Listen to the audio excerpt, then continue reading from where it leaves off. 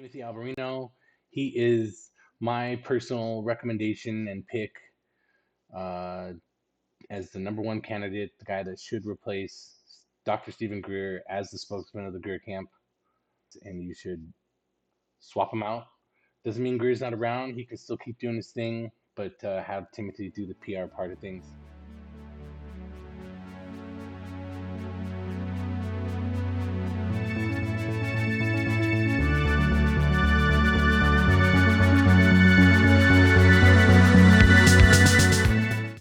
Soul Foundation seems to be kind of backing off a little bit. Gary Nolan's been quiet all week, so we're letting those wounds kind of like get licked and heal a little bit. Make sure to like the video, subscribe to the channel, do all the things. Go do them right now. Shout out to my man Auditing Erie County. A little bit of light First Amendment auditing before we get into the ufology.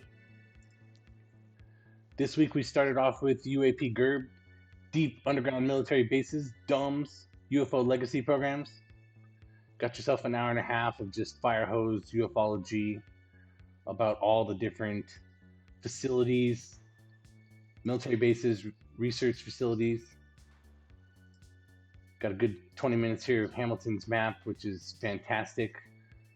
Just overlaying all the different maps through all the propositions of projects, plus also the completed projects, plus the proposed project, and also the ones that they think happened also, anyways.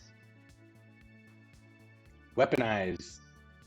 Jeremy Corbell, George Knapp, Ralph Blumenthal, Part 2.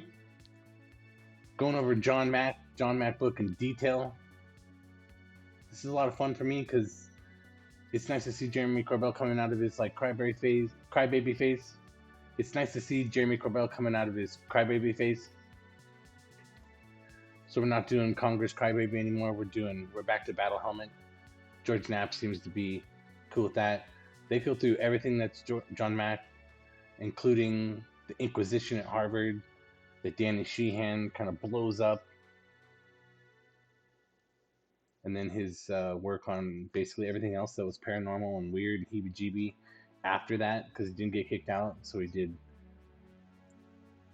near death, and afterlife, the heebie-jeebiest of the heebie-jeebie stuff, crop circles, cattle mutilations.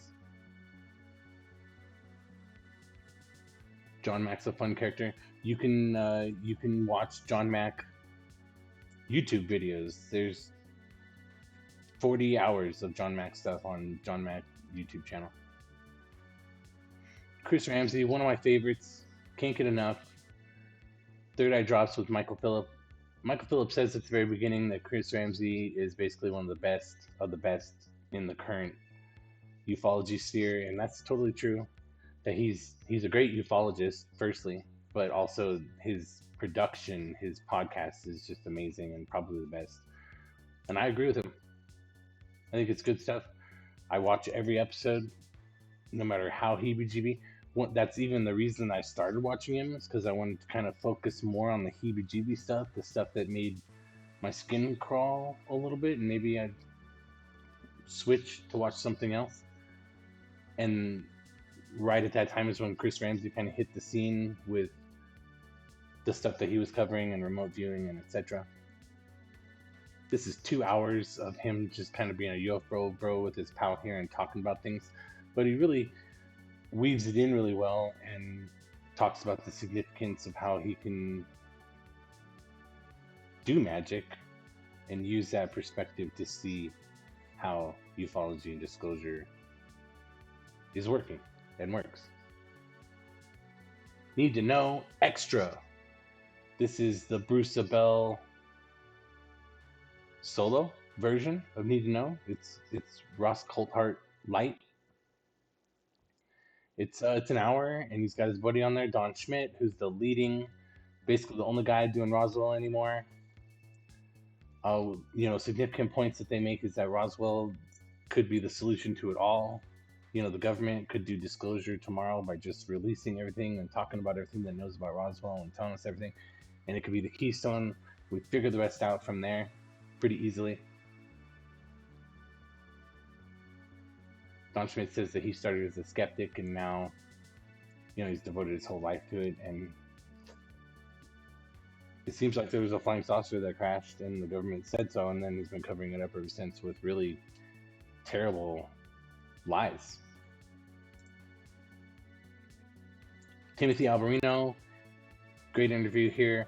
Missing 411 with David Paulides.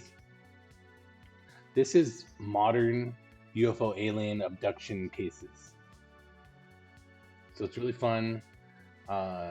It's literally fun. Timothy jokes about things, which is fun. So this is a heebie-jeebie kind of, really actually a dark topic, but they do a good job with it, and it's, you know, it's not that long. You even get face peelers in there at some point.